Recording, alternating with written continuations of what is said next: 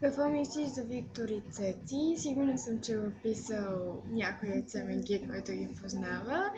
Ами, значи, Виктор ми беше много добър приятел. С Виктор бяхме и нещо повече.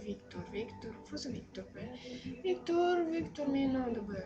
Приятел ми е, всъщност. Просто сме приятели, споделям. Когато скъсам с някой и винаги му споделям на него, защото той знае как да ме развесели, а той винаги знае какво е положението и казва някакви тъпи простоти, нали, които дори не ги мисли. Това ме забавлява, а пък Цецо ми е много добър приятел.